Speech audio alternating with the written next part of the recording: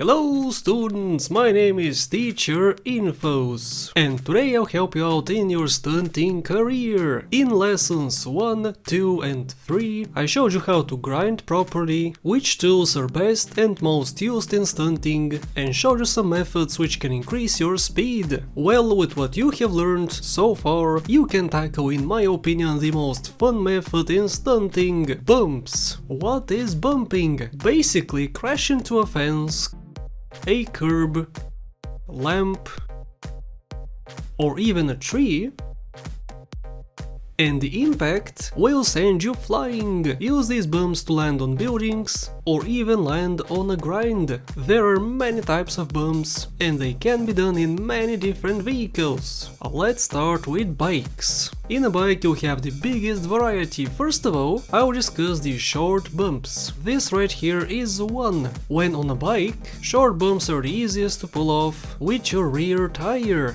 not the front. When approaching it, lift your bike enough so that the front tire misses it. If done correctly, the rear tire will absorb the impact, and you can get some air. They can be done with the front one too, of course. Just make sure you start pulling the wheelie very close to the bump itself, or else you'll fall off. Next we have the medium bumps. Trying to do it with your rear tire won't help you much, because all the momentum will be gone. You can pull this one off in two different ways. Firstly, when you get very close to a bump, pull a wheelie. Stand on your back tire for a bit, and right before you hit it, lean down. The impact will send you flying. The other way, which may be easier for you, is to just pull a wheelie. Timing is key here. You gotta start leaning back very close to the end so that your front tire can touch the top of the surface. Both of these have advantages, so use whatever is easier for you.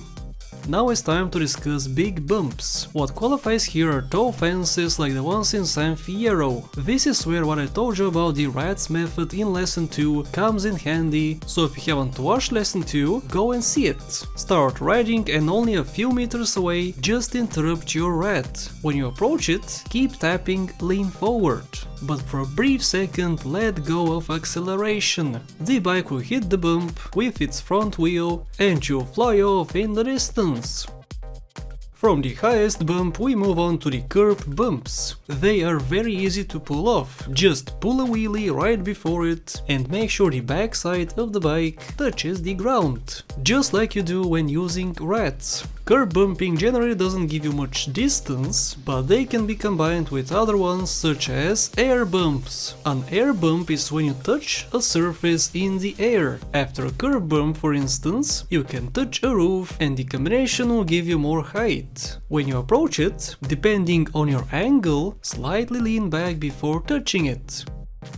Next we have the Pecker bump. There are two of these. If you haven't noticed, Peckers have these two small notches on their ramps. At top speed, they may be hard to see and they don't really give you much height, but you can experiment and land some pretty interesting stunts. The next Pecker bump is done when you raise the ramp slightly. This is enough for an energy, and this is fine for a Sanchez. When driving at top speed, this turns into a bump which could give you some pretty good height. The same rules apply as normal bumps. On the next spot we have the Pecker 2 bump. No, not Pecker bumps, Pecker 2 bumps. You essentially use the Pecker to reach some high, sometimes even suspended bumps. You can also turn a high bump into a small one using a Pecker. Placement is key here. For the short ones, you can do this where the ramp is poking through, turning it even into a smaller bump. You can even park it to the side if it's easier for you. You can park it facing a fence, maybe a bit far away, so you can do an air bump for instance. The possibilities are endless, and some of the best stunts ever landed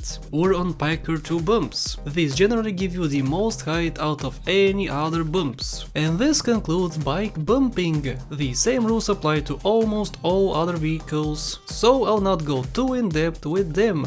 However, I still have some things to say. If you wanna bump with a car, I suggest using hydraulics. Right before a small bump, lift up your front wheels, and the impact could give you lots of height. This applies to Pecker 2 bumps too. Vehicles are pretty fat, and slightly touching the Pecker could move it, forcing you to spend time placing it correctly again. This is why when doing Pecker 2 bumps in a car, I suggest using a Banshee instead of an Infernus. It's a little skinnier and touching the Pecker is less common. If you don't want to use a Pecker, why not do some air bumps? Get some speed, fly off a ledge, or maybe jump off from a high building onto a bump. Lift up your vehicle slightly before it and you can get some distance.